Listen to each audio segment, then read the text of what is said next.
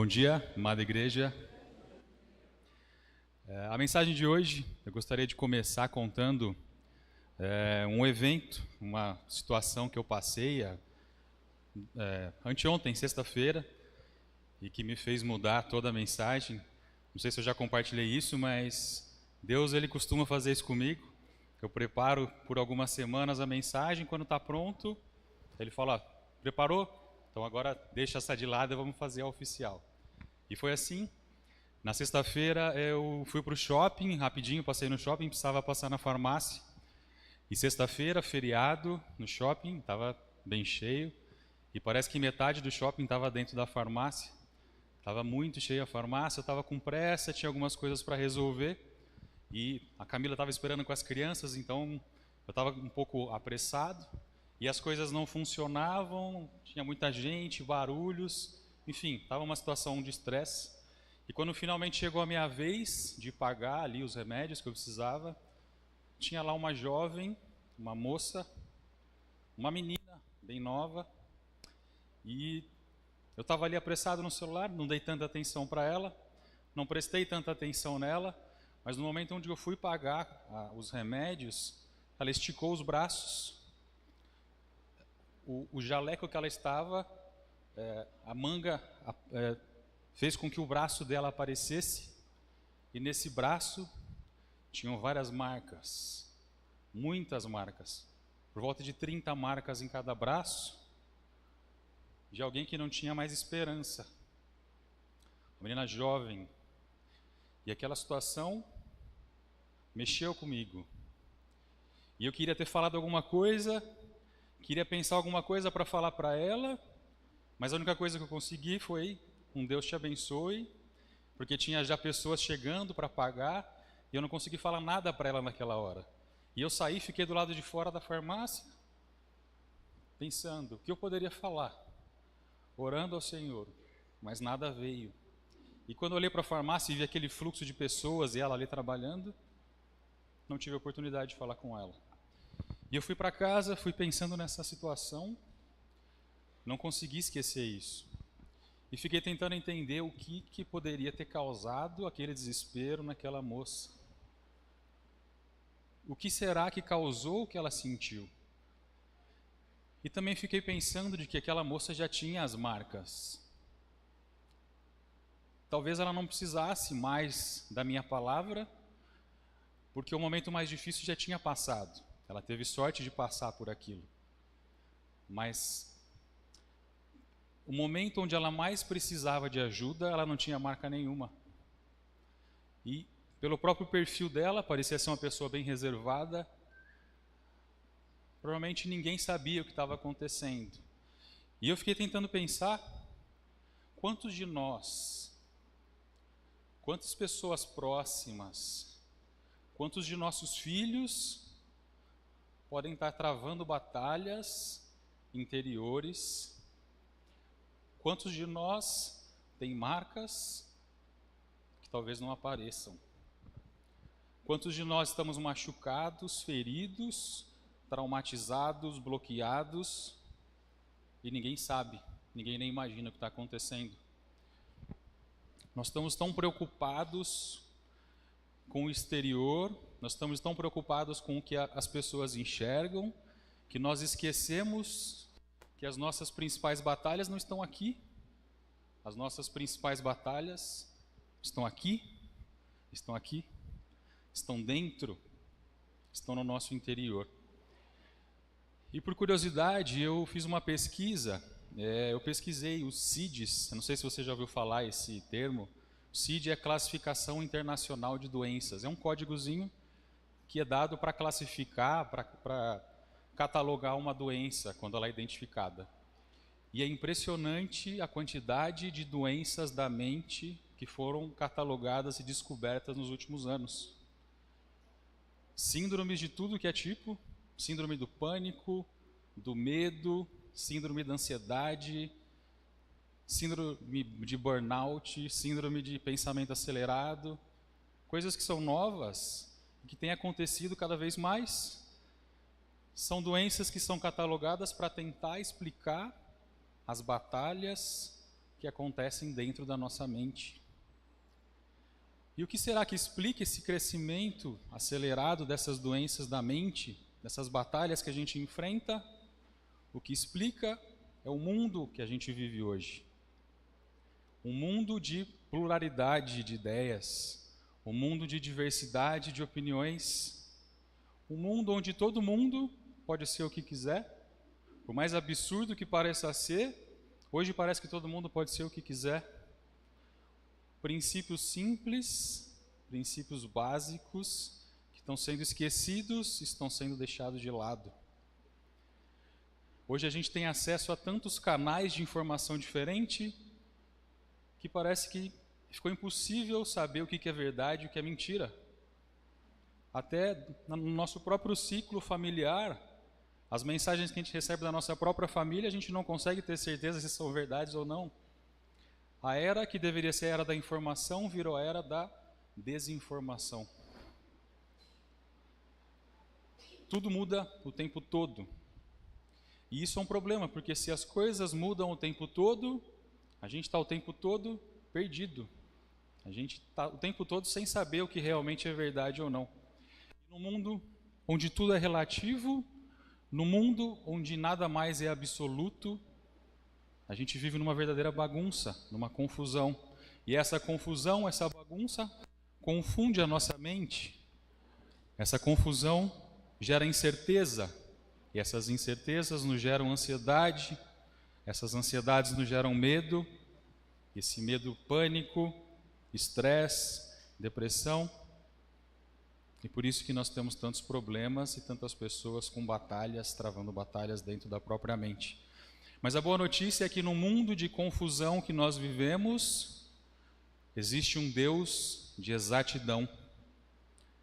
Nesse mundo de bagunça, no mundo onde tudo muda o tempo todo, Hebreus 13:8 nos diz que Jesus Cristo é o mesmo, ontem, hoje e será para sempre.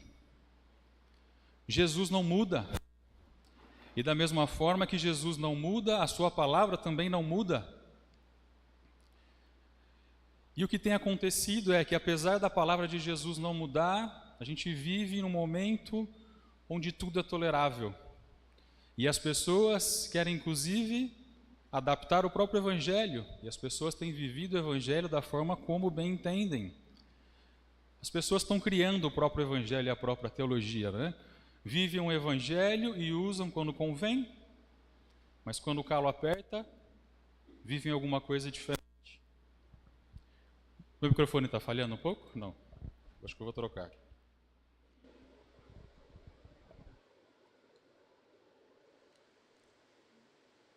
Alô?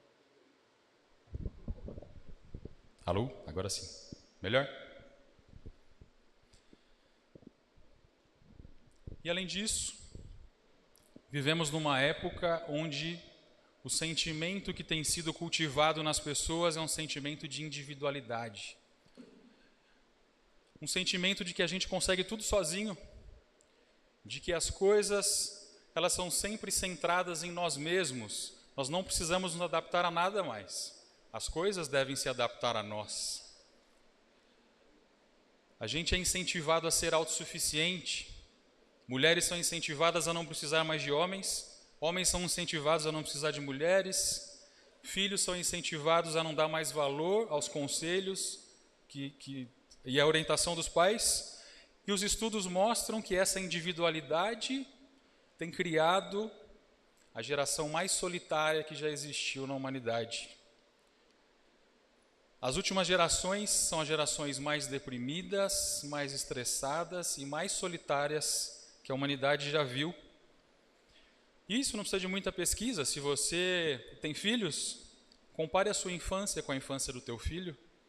Enquanto você vivia na rua o dia todo, na casa dos vizinhos, jogando bola, hoje a infância dos teus filhos está ligada a tablets, celulares, YouTube, videogames, infância solitária.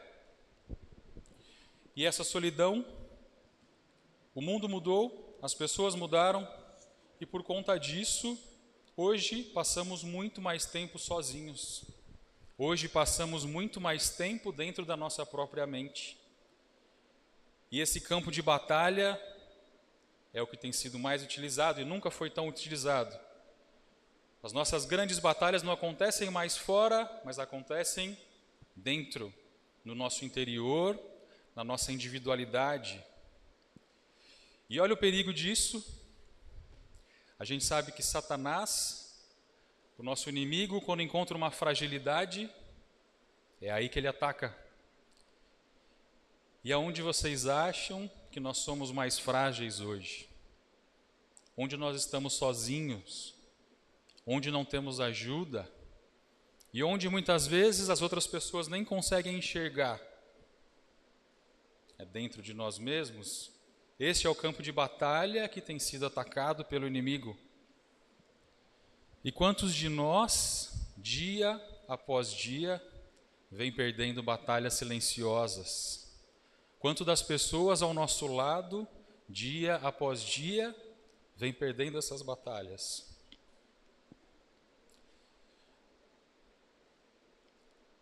E como que a gente lida com esse problema silencioso?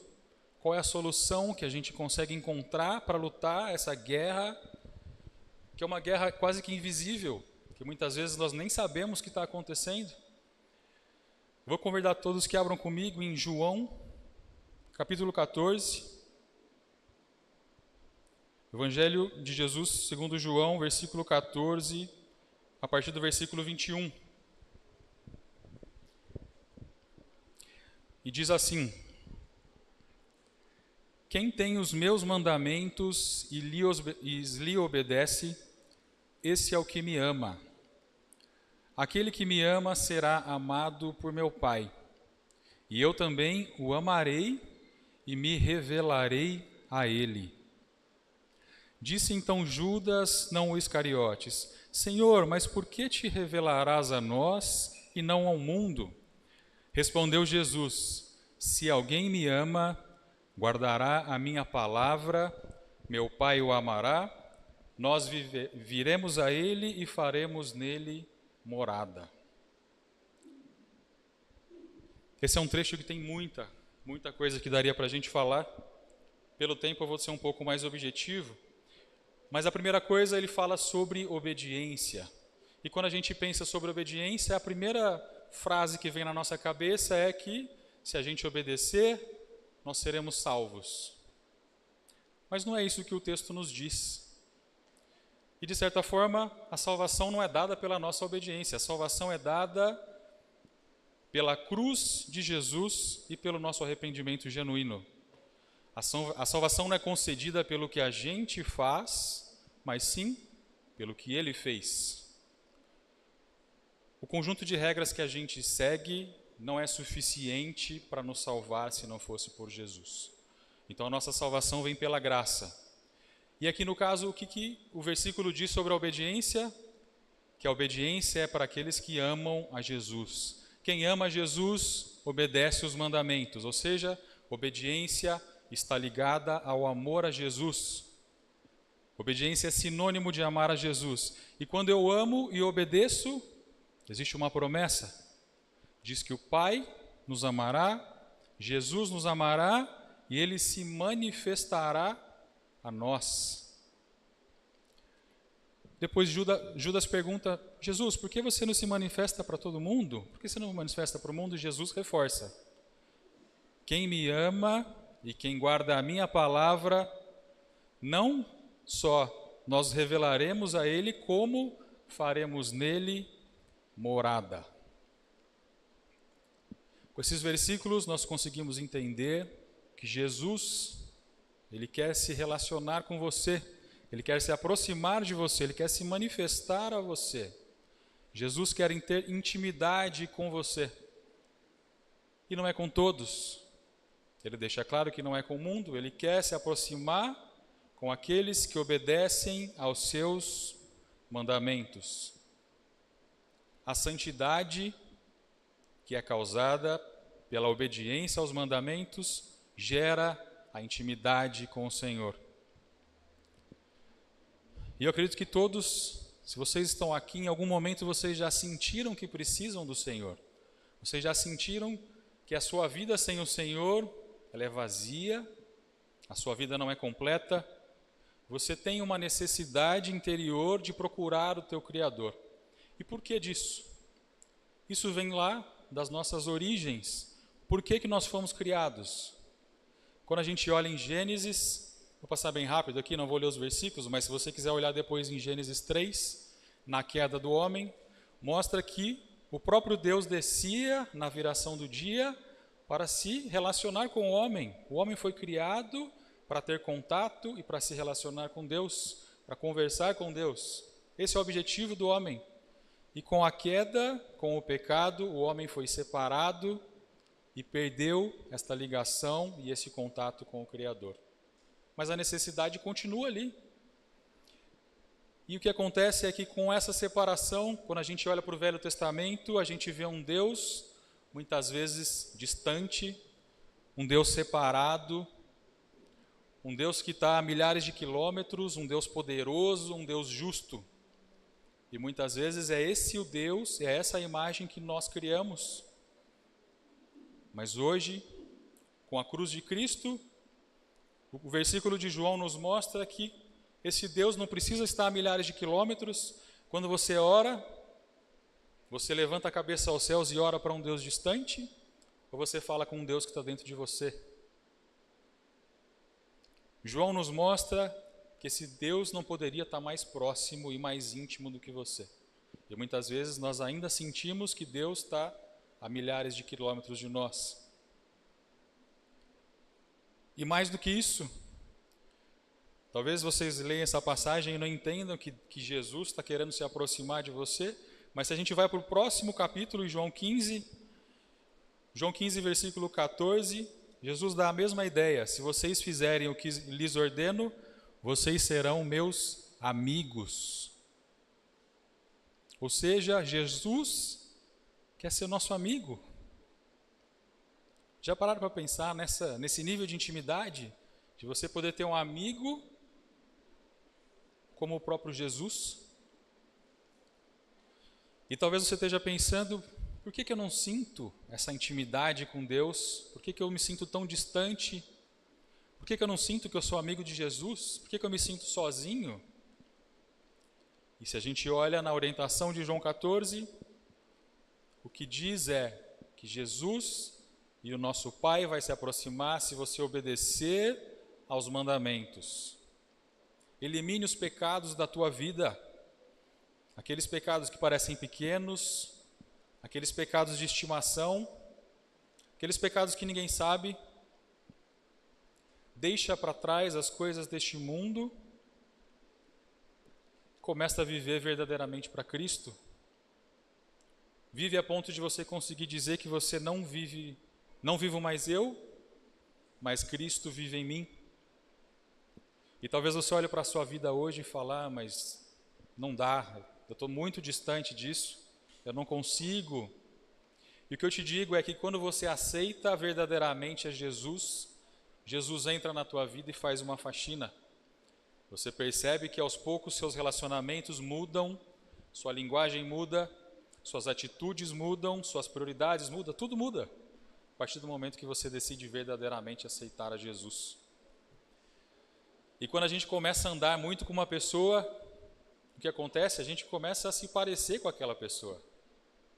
Se você começar a andar com Jesus, se você começar a andar com pessoas que servem e seguem verdadeiramente a Jesus, mais você vai se parecer com Jesus.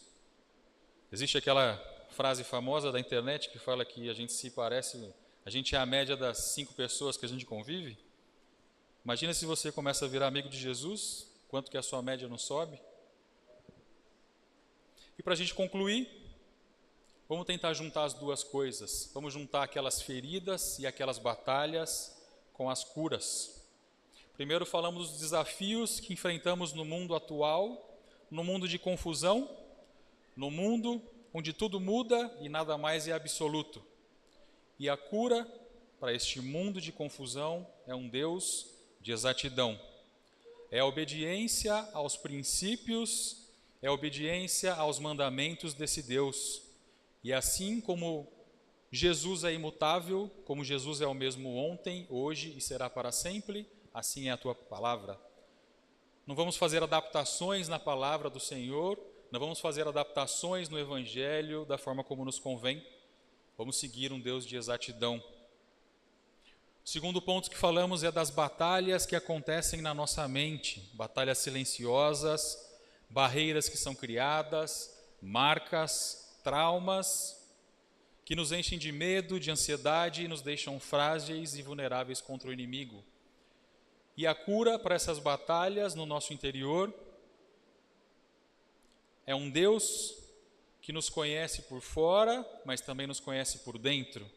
E é um Deus que quer habitar dentro de você e te transformar de dentro para fora. É um Deus que sabe tudo que você passa, conhece as suas batalhas, as suas lutas melhor do que ninguém. E Ele está falando que Ele quer habitar em você, que Ele quer te ajudar, que Ele quer ser íntimo de você. Então as soluções para essas batalhas que temos travado é um Deus que habita em nós e nos cura de dentro para fora. E o terceiro ponto, para essa geração individualizada, para os nossos problemas de solidão, para as nossas depressões, a cura é um Deus que quer ser o nosso amigo. Jesus quer ser o nosso amigo, quer ter intimidade, quer ter um relacionamento com a gente, quer passar tempo conosco, quer andar com a gente, estar com a gente em tudo que a gente faz. Só depende da nossa obediência e da nossa santidade.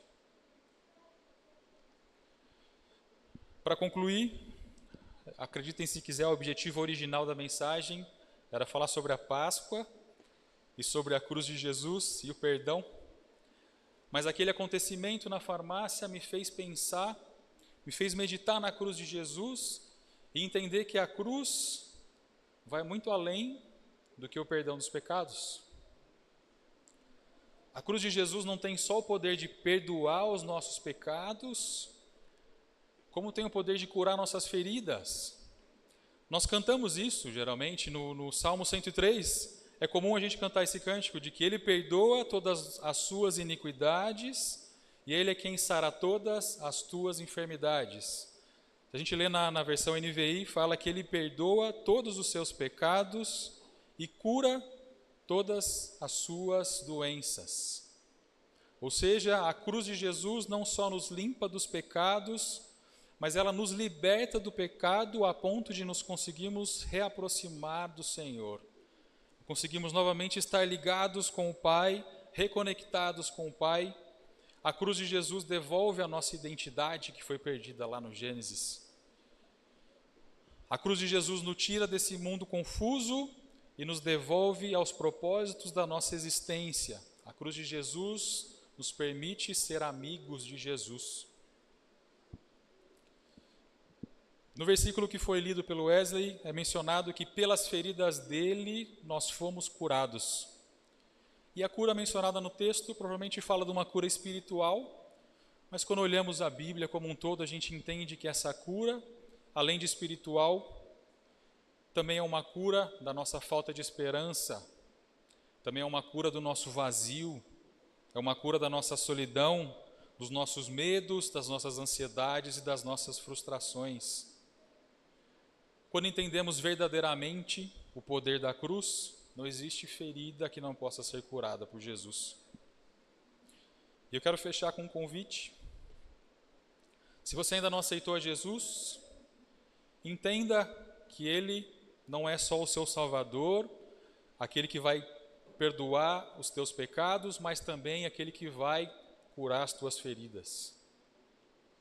Se você já aceitou a Jesus e não tem sentido a presença de Deus na tua vida, não tem desenvolvido um relacionamento próximo com o Senhor, não se sente amigo de Jesus, deixe a sua vida de pecados, guarde os mandamentos e obedeça esse chamado do Pai, para que você possa assim desfrutar da presença e da companhia do nosso Senhor Jesus todos os dias da tua vida. Amém.